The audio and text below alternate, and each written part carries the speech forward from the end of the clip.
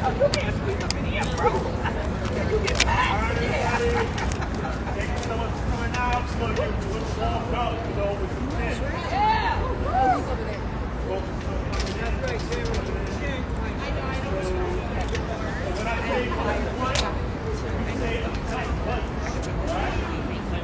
do we want? A just budget. When do we want it? Now. What do we want? A just budget. When do we want it? Now. What do we want? A just budget. When do we want it? Now. What do we want? A just budget. When do we want it? Now. So the next one, when I say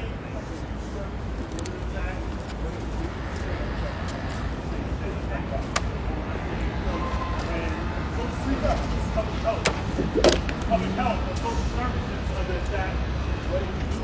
Stand up, fight back!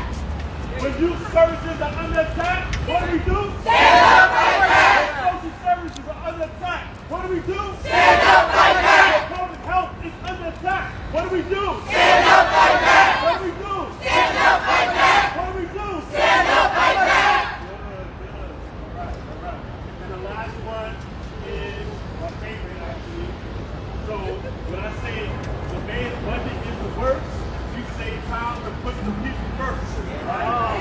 Right?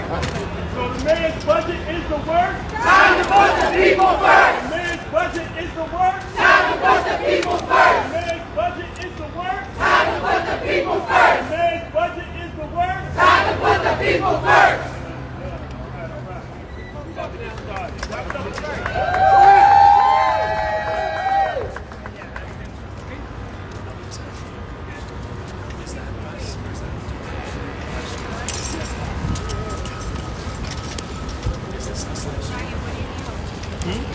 I'm okay.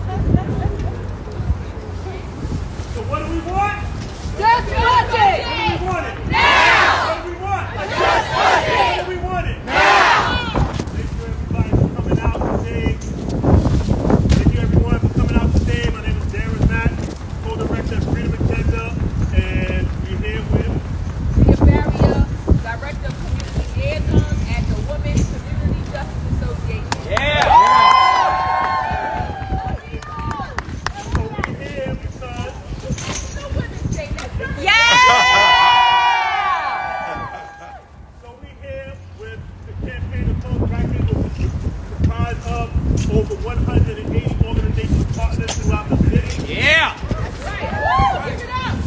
And we here because the Mayor Adams proposed a budget which is a recipe for keeping Rikers open by maintaining the Department of Corrections voted budget. That ain't right.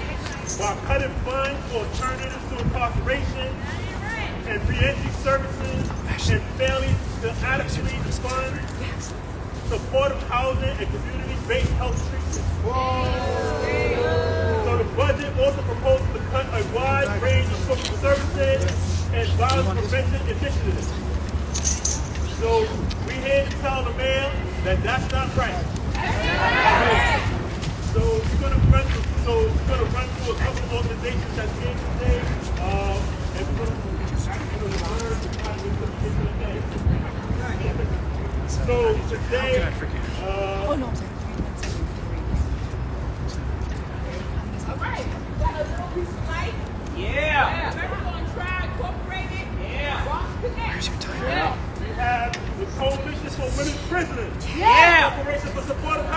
and CUNY School of Law. We got Exodus Transitional Community. Yeah. Black Dance Program. Yeah. Flowers for Brothers. We have Fortune Society, Fountain House, Yeah. Planning Peace Brigade, NYC. Yay! Our Children. Yes. Interfaith Center of New York. Inward Indivisible. Yeah. We have the Jails Action Coalition, Yeah. Hudson Memorial Church, and Justice Ministries Committee of the New York City Presbyterian League. Presbyterian. We have the League of Women Voters. Yes. Legal Action Center.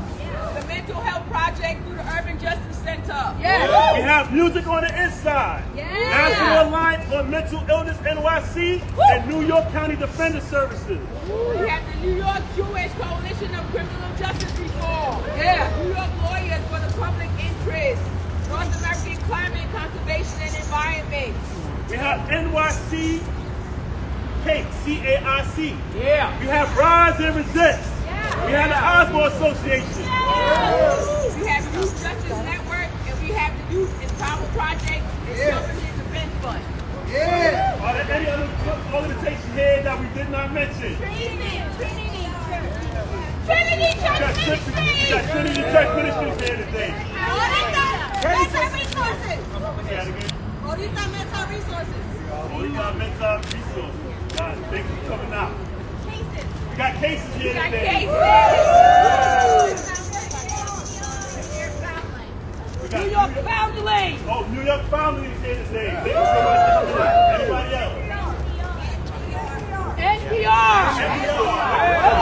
Bend the arc. Oh, Ben the Ark.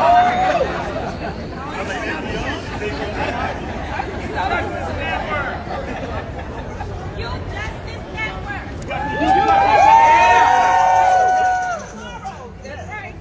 All right. So, in order to follow through on legal and moral obligation to close Rikers, City Council must secure a budget that will improve community safety and reduce our city's over-reliance on incarceration. Closing Rikers Island cannot be delayed. And the city needs to take steps to deliver on its legal and moral obligation now. New York City runs the most richly funded and richly staffed jail system in the country, yet they deliver the worst results. Those resources will be far better used outside of the jail system to meet people's needs and prevent interaction with the justice system. And moving that money is urgent. Community investment is community safety. The safest the communities are the ones with the most resources. That's not right. The most incarceration. So when I say the mayor's budget is the worst, you say the people, time to put the people first. The mayor's budget is the worst. Time to put the people first. The mayor's budget is the worst. Time to put the people first. The mayor's budget is the worst. Time to put the people first. The mayor's budget is the worst. Time to put the people first. So our first speaker, we're going to bring up representing Freedom Agenda. Put your hands together for Larry Goodson. Yeah.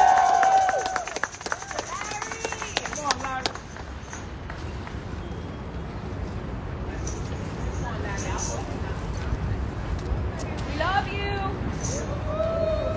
Mayor's budget is the worst. Time to put the people first. Mayor's budget is the worst. Time to put the people first. Mayor's budget is the worst. Time to put the people first. Come on, Larry. Hi everybody, happy to be here today. My name is Larry Goodson, and I have a prepared speech that I just want to read off. I represent Freedom Agenda. Okay, I would like to say good morning. My name is Larry Goodson, and I'm a member of Freedom Agenda, and I'm here today to say that Mayor Adams is doing a deserving to all New Yorkers by cutting the funding of service most needed in this city and continue to throw our money away on institutions like Rikers Island. Rikers Island deserves nothing. Rikers Island has delivered nothing but pain to our community. So why is the city planning to spend $2.6 billion next year to keep people there? The Department of Correction has more officers than people in the custody when school has, and our society working for hundreds of students. And the school social workers are the ones being cut. Shame. There are no cut planned for DOC. And even though they have 4 times more officers per person in custody than the average jail system. Shame. One of the worst things behind these wars is that no one is watching and the guards get away with anything they want. This is how records run. But Mayor Adams is also planning to cut the jail oversight by cutting 18% from the budget from the Board of Corrections. With 30 tragic deaths in Rikers Island on Mayor Adams' watch. It's painfully clear that DOC need more oversight, not less. The mayor is planning other cuts too. He's cutting $28 million for alternative incarceration and reentry service. When I think about the real life impact of these cuts, I think about my brother. My brother is coming home this year with the grace of God for doing years of incarceration. I'm so excited to welcome him home, but I'm afraid of what he will face returning to the city where his struggles will not be looked at lightly. The resources he will need to help his mental health and his reentry will be scarce. Where will he find affordable housing? What program will be available to him after $8 million is cut from the reentry service that were already too limited? Where will he find real quality mental health treatment he can afford? It pains me to think of my brother's struggle, especially when it doesn't need to be this way. We have the money to give my brother a warm welcome home, and we have the money to give everyone across the city the help and support that they need. We are just spending it in all the wrong places. Funding this DLC is a waste, and frankly always has been. The budget Mayor Adams is proposing is morally and financially wrong. We need the city council to step in and invest our money where it is truly needed and pass the budget that will help us close records. Mayor Adams, here's something. Remember, come election time, we will remember your failed policy, and we were against, and your war against the poor. The mayor budget is the worst time to put the people first. Yes, right. I would like to say we have a clock. The number is running out for the mayor for you to close Rikers Island.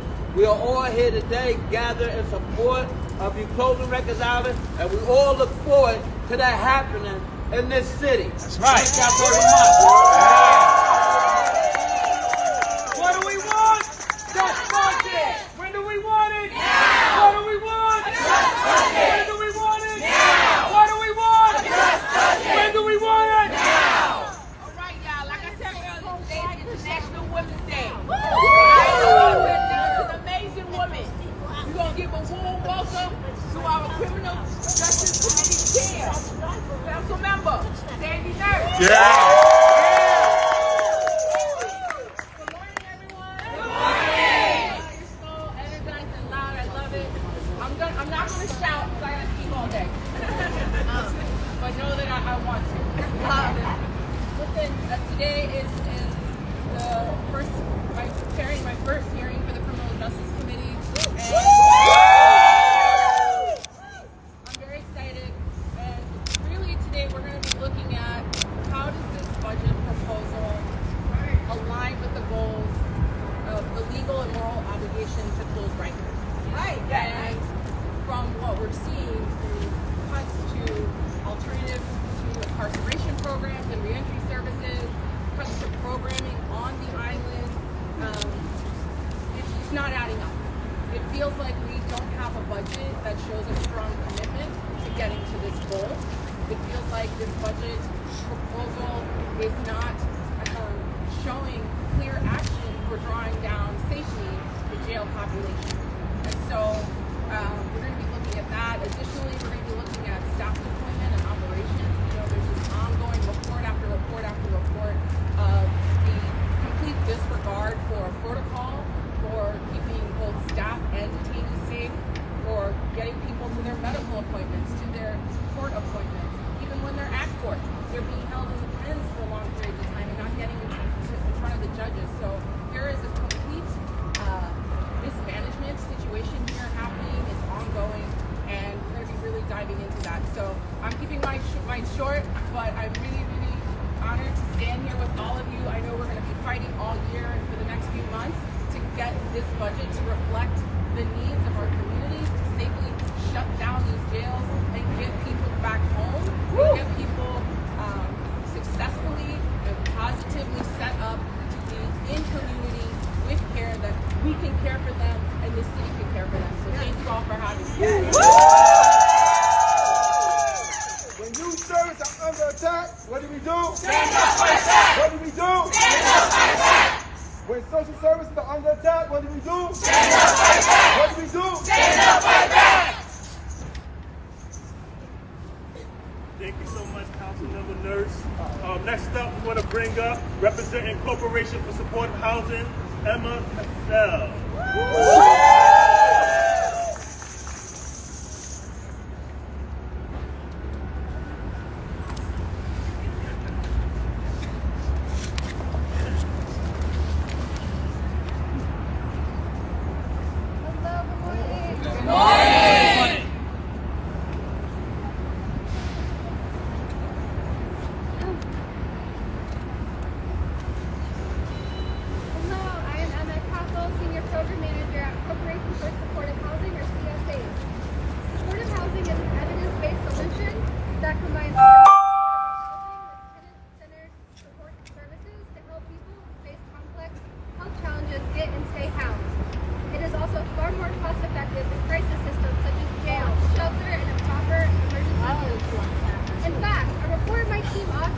Estimated that conservatively, more than 2,500 people a year in Rikers have a serious mental illness and will be homeless upon discharge.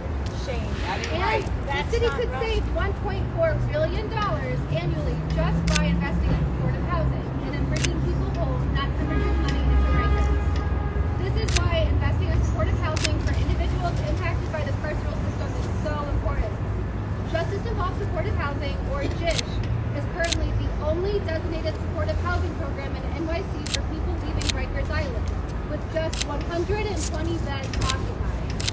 Clients served by JISH are, quote, high needs with a long history of homelessness, incarceration, and serious mental illness, and the program offers necessary intensive case management. One would think then that JISH would be funded on par with other high needs supportive housing programs that include intensive case management. However, that is not the case. The JISH rates are so low, in fact, that no provider has brought a single unit into operation since the city released an RFP in 2019 to increase the units to 500, adding 380 units that have never come to fruition. The offered rates have not increased since the program's expansion 5 years ago. No provider can afford to back such a poorly funded program. For this reason, we recommend the city expands JISH by only $6.4 million annually, and this would align supportive service rates with other populations that are considered high need. We also advocate that a line item be created for JISH to allow for better tracking and transparency moving forward, given it's important for public safety. The city needs to properly fund JISH to fulfill their commitment of 500 units. Continuing to let our most marginalized New Yorkers flounder, cycling in and out of the crisis system cannot be an option when we have a solution right in front of us. Not only will investing in housing lead to long-term cost savings for the public, it will increase public safety, reduce recidivism to jail, prison, and homelessness, and will give people a chance to live full, dignified lives. Something every New Yorker should have the option to do. Thank you.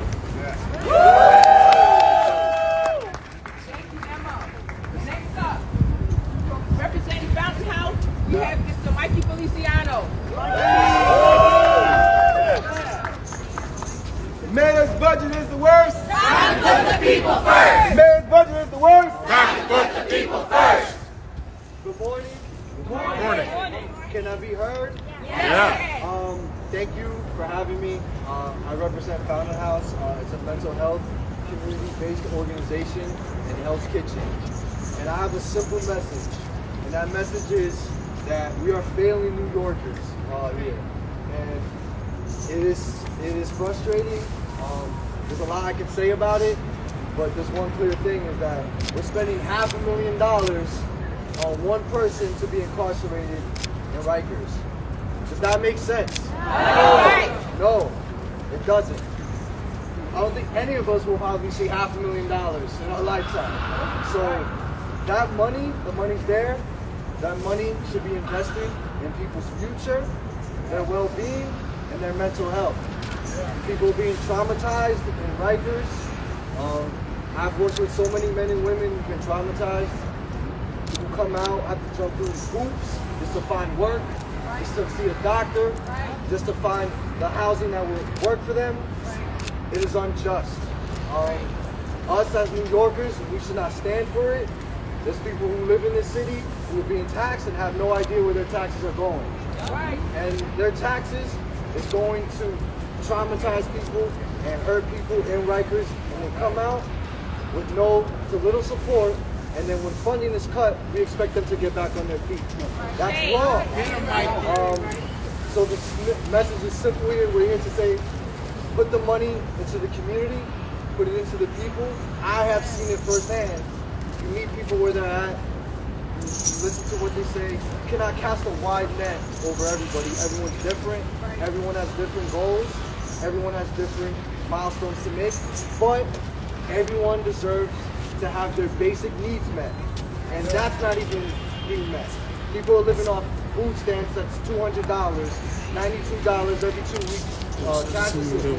Please tell me that's not enough. That's not enough. If you think that is, then I would maybe take a look in the mirror and question yourself. But that's all I came here to say. We have the power to change the city. We have the power to make it a place where it is at the forefront of mental health, the forefront of community, and the forefront of making people intertwine into our community and stay out of Rikers. Rikers should not even be there anymore. We should have solutions where people are in our communities and not going into jail. And that's that. We got some beautiful signs. Let's see them signs. What do we want?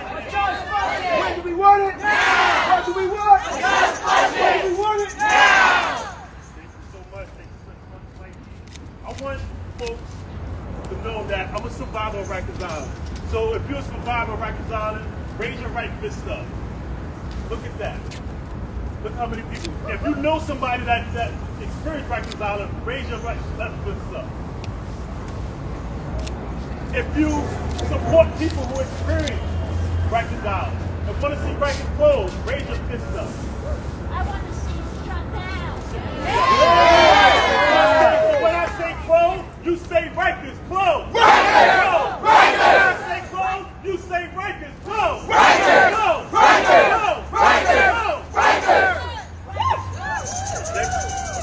Next up, representing Bronx Connect, put your hands together. But Anthony, where Anthony at?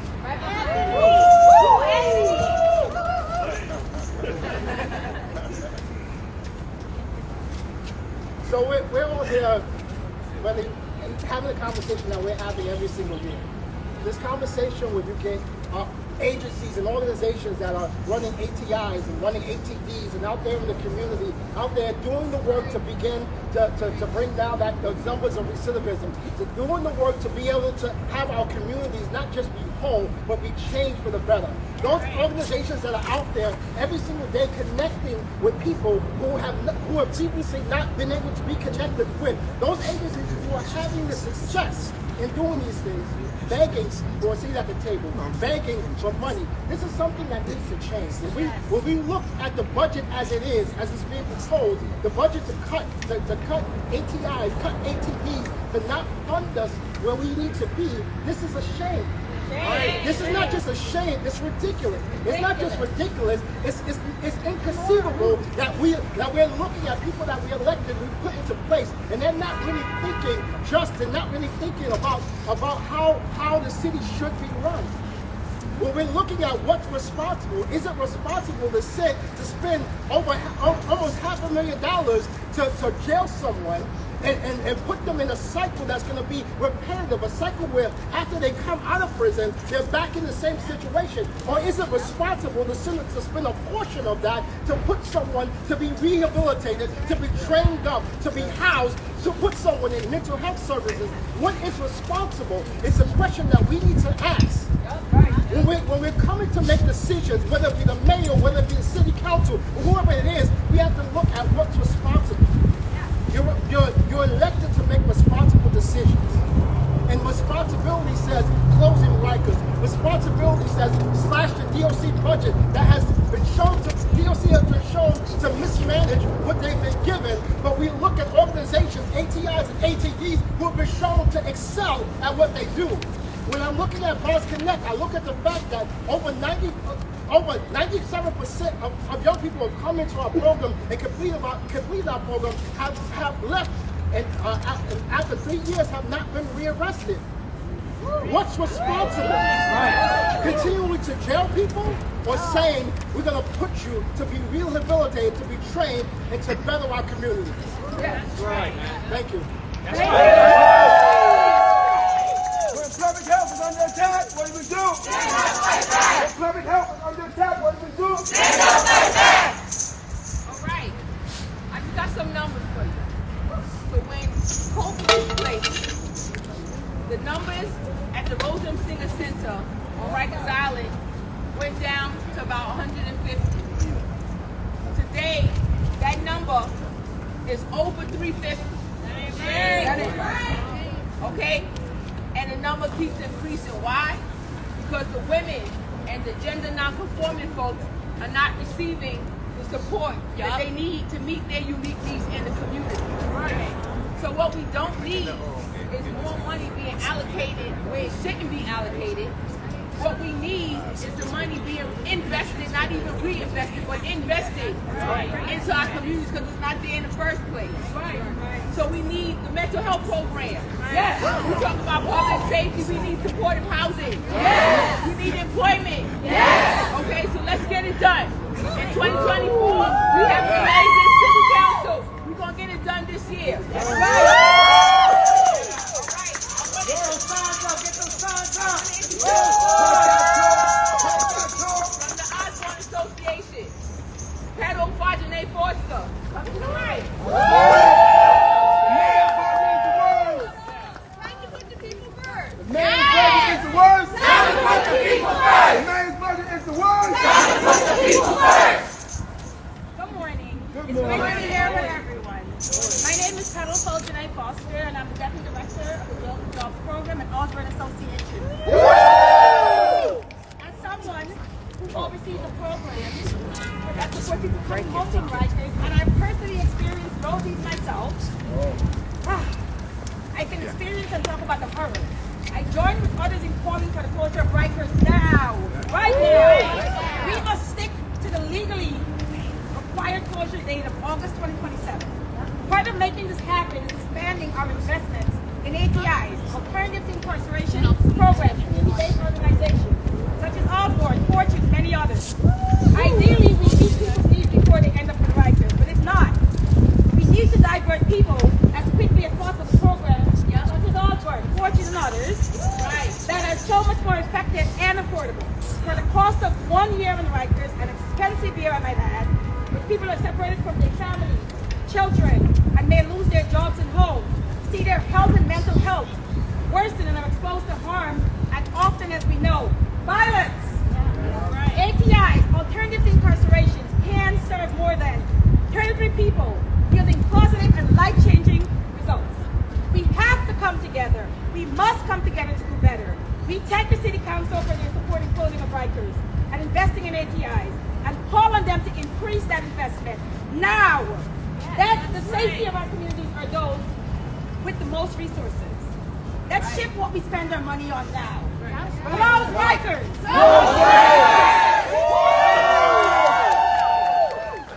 What do we want? When do we want it? Now! What do we want? Just budget! When do we want it? Now! What do we want? Just budget! When do we want it? Now! You know, like in the late 70s, incarcerated men did a study, and they found out that over 75% of New York State's prison population came from 7 New York City neighborhoods. The South Bronx, Harlem, the Lower East Side, South Jamaica Queens, Bronzeville, East New York, and Bedford-Stuyvesant. Those are the same communities that have been historically under-resourced. Those are the same communities that's feeding Rikers Island. And this mayor likes to claim he's from Brooklyn, he's from Bronzeville, wherever, but his policy has been harming people from Bronzeville. His policy has been harming people from Harlem, the South Bronx, East New York, Bedford-Stuyvesant, the Lower East Side. He continues to give the Department of Correction a blank check. New York City Department of Correction has the highest DOC budget in the country. $2.6 billion a year. More than LA County, which is about $1 billion a year, and they have 3 times as many people in their system. We're spending the most money on DOC and getting the worst results. Since this mayor been in office, 30 people have lost their lives. Since this mayor been in office, there's been a 41% increase of people with mental health issues. And anytime the mayor's asked about Rikers Island, he always states these statistics that half the people in Rikers Island has a mental health issue. About 19% of the people has a serious mental health diagnosis. But he hasn't done anything to address that issue. And we stand in here today to say, Mayor, get Rikers closed. Get Rikers closed. Get Rikers closed. Get Rikers closed. Get Rikers closed. Get Rikers closed. Get Rikers closed. So next up, we want to bring on a voice from the youth. Representing Youth Empower Project, please put your hands together for Maya Martinez. Good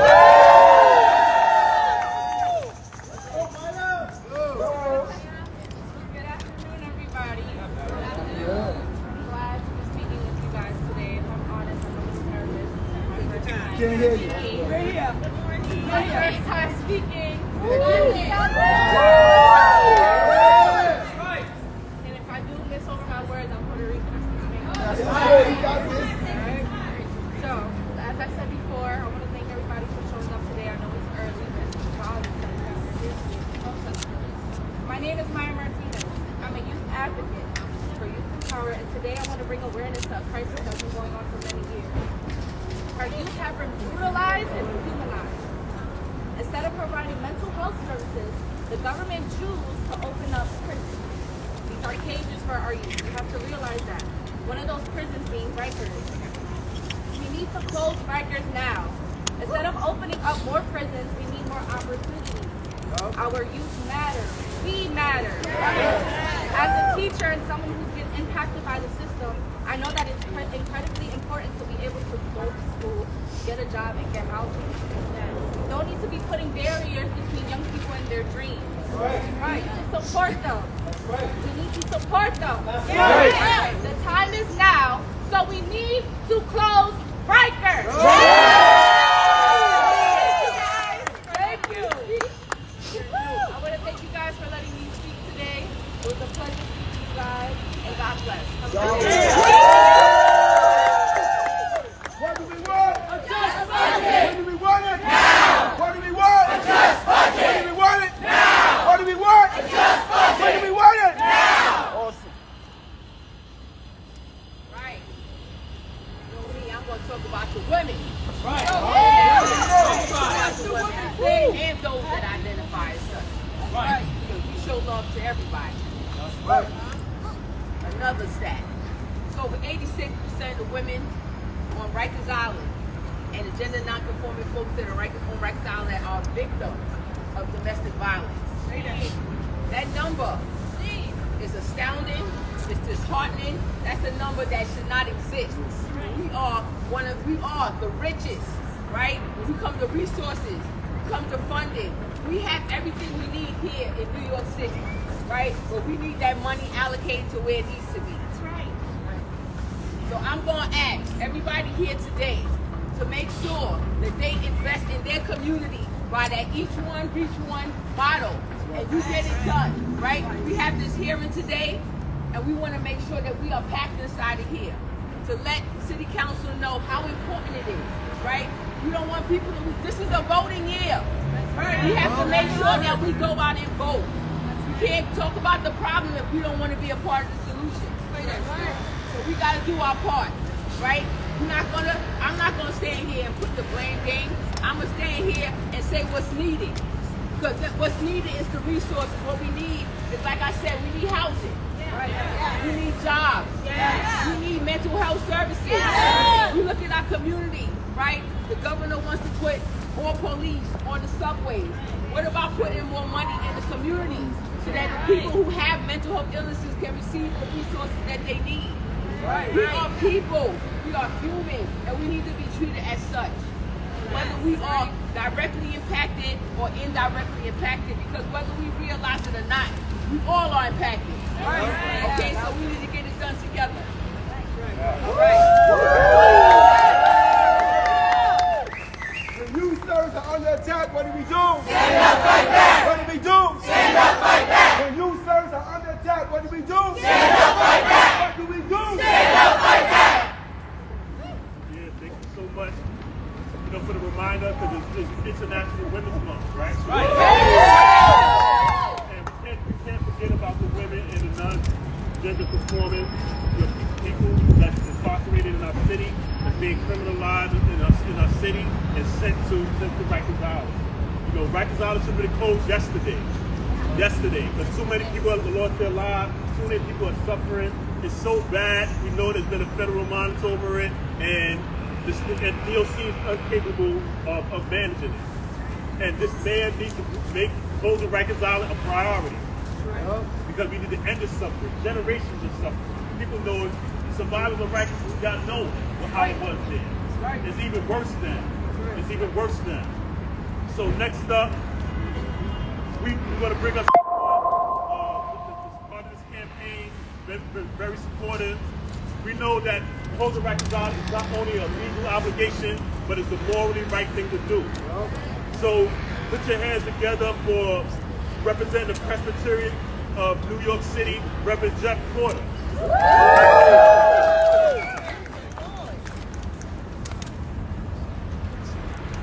I want to start by taking a moment of silence for the 30 people who have died at Rikers Island. Please bow your heads.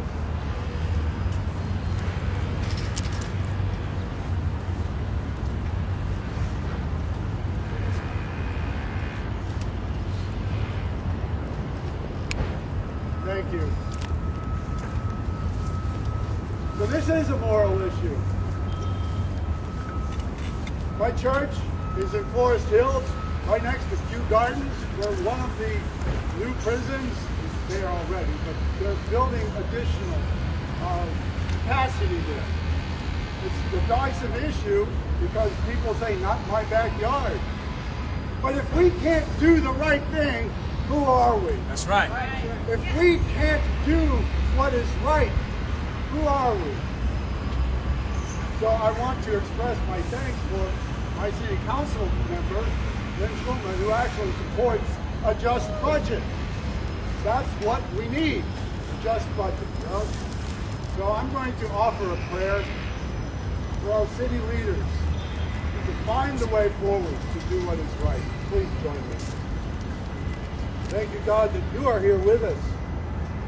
We are here to do what you want, not just what we want. We pray for wisdom for our leaders to do what is right. Rikers who are suffering, you bring them relief. That you would find a way to make what is unjust just. This we ask in your name. Amen. Amen. Thank you. Thank you for being here. And thanks for all the support here. I am here not just as a Presbyterian minister. There are Jewish leaders. I know Rabbi she's here with me. This is a moral issue for people of many faiths and people of no faith. And so, thank you for being here. Yes. So, we're almost done. We got one more speaker left. But I want to say, you know, we can't do this alone as individuals. Right. Everyone who's not, all these organizations here, if you're not part of an organization, join an organization fighting for justice. Join an organization that's making change. An organization, join a coalition. Join a coalition. Because by joining a coalition, that's how we build people power. Right. We don't have a lot of money. We don't have, you know, the force to be able to do the right thing. But what we do have is the force of people power. So we join a coalition. And this coalition here, the Campaign to Close Rikers, like I said, it consists of over 180 organizations. Many of them are represented here today. We want to thank everyone for coming out and supporting this work because it's urgent. People's lives are being lost. People are suffering. Families throughout New York is wondering, is my child, is my father, is my mother, or my brother, sister is going to be the next one in the news on Rikers Island that lost their life. And that's not right. We shouldn't be living in a city that people are concerned about the lives of people that people in DOC custody have. So when I say close, you say Rikers. Close. Rikers. Rikers. Rikers. Rikers. Rikers. Rikers. And when youth services are under attack, what do we do? Stand up like that. When social services are under attack, what do we do? Stand up like that. When public health is under attack, what do we do? Stand up like that. What do we do? Stand up like that. What do we do? Stand up like that. And always remember, when you need that ounce of motivation, remember, it may not be you, but it sure could be you. So we have to do it together like Darren said. We have to be a part of the solution. We got to come together. We can no longer turn a blind eye to the things that's happening in our communities. We have to get involved, and we have to make sure that we matter because everybody matters. Yes. DOC is the only agency in our city, that's required to shrink by 2027 when Rikers is set to close. So why is the mayor cutting vacancies and freezing hiring everywhere else except for DOC? Why is he cutting vacancies and hiring freeze in mental health or housing or the schools or funerals? He's making cuts in all these places that actually bring good to our city. But instead of cutting that, instead of cutting DOC, he's going to cut these things that actually bring safety, education, supportive housing, mental health in our city. So that's not right. That ain't right. So by cutting DOC vacancies from their bloated budget and holding staff accountable for chronic absences, we could free up nearly $218 million this year and every year after to invest in things that actually bring safety by building strong and healthy communities. And that's why we're here today at this hearing, to testify to that. Organization that's part of this campaign, as part of this coalition, is going to be testifying to bring attention, awareness to the city council, to this committee for where we need the money. Where we need to make the investments at. And if they say, oh, where are we going to get the money from? We can get the money from DOC vacancies. The city allocated millions of dollars for DOC vacancies. People don't want to work there. The people that work there is not even doing their job. So cutting that, we can save $218 million and put it into the things we know that enhances community safety. So that's what we're going to be testifying to all the organizations that's been supporting this work.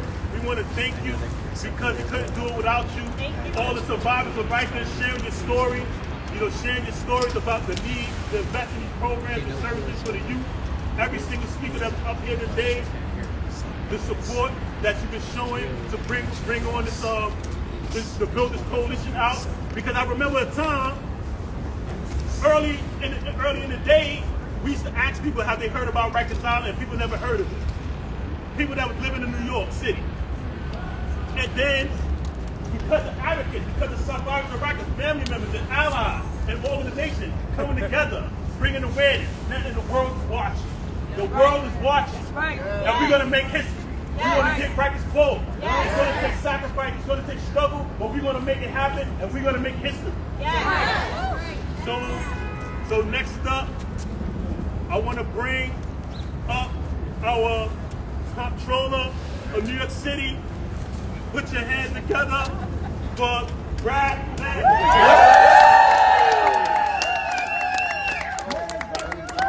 Time to put the people first. Mayor's budget is the worst. Time to put the people first. Mayor's budget is the worst. Time to put the people first. More power to the people.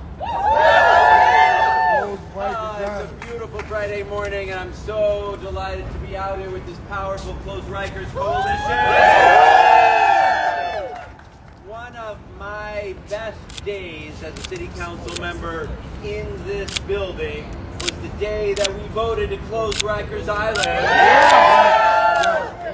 And I want to be clear about kind of why and how that happened and how we got here, because it points the way forward. I stood on these steps way back in 2016, was it, when y'all launched that campaign? At a time when no one thought it was going to be possible to build a plan to close Rikers Island, but a set of people led by folks who had spent years there in working together with people who have smarter policies to keep communities and families safe in ways that don't destroy lives, put a powerful coalition together. And then we went and we marched from the gate to Rikers Island in this just extraordinary and powerful show of what it would look like to change the city. And then, inspired by the moral call, people really got to work. I think that's important to remember here. The work that the Lippman Commission did was step by Commissions don't get enough cheering. But in this case, it was really important because people already understood that we shouldn't run a torture facility in New York City. The moral case was very clear, but the practical case needed to be developed. An enormous number of work went into people saying, okay, let's focus on where we shouldn't be holding people for being accused of stealing a backpack they didn't steal, and then have them in solitary confinement. So where can we have alternatives to incarceration? Where do we have supervised release? Where does it not make sense to have somebody being held on that charge? How, where, because someone needs to be in the hospital, do we say, all right, let's have a hospital program and not a jail program? And they went through step by step by step. Alternatives to incarceration, outposted beds, supervised release programs, decarceration, and yes, building the new facilities to map a clear plan to close Rikers Island. And that plan was and remains a solid plan. Yes. But what we have seen is step back after step back after step back after step back to diminish that plan. Now, thanks to our organizing, we are moving forward again. Those outposted beds, because of the power of this coalition, those outposted beds at H&H facilities that the mayor pulled back and waited 2 years to get going on, they announced this week they're getting going on again. That's because of the organizing that this coalition is doing. But there are so many places that we can still do better, and I'm just going to give you one, because we've had to say no in the last 2 weeks to a couple of contracts that came over to the Comptroller's office, where what the administration is doing is giving no-bid sole source contracts with no justification to for-profit private prison service companies, in one case to give them a monopoly over people's digital communications and Wi-Fi, and force them to pay exorbitant extractive prices to have any of those digital communications. It is not right.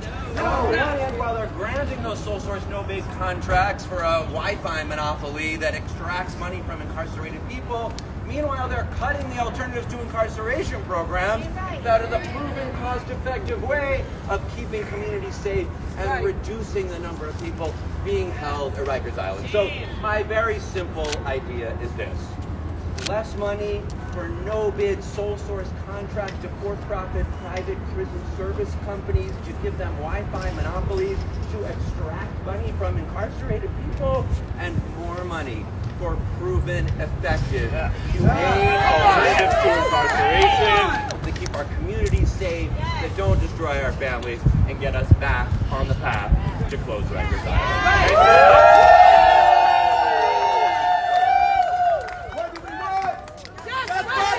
What do we want? Now! What do we want? Just budget! What do we want it? Now! What do we want? Just budget! What do we want it? Now! All right, thank you so much for everyone for coming out. Thank you for all the speakers. Thank you for all the organizations, all the supporters, all the activists, all the advocates. Super quick. Okay, all right, sounds good. We're going to go to the hearing now. We're going to go to the hearing now, and we're going to pack the hearing room. We're going to come out. Thank you so much.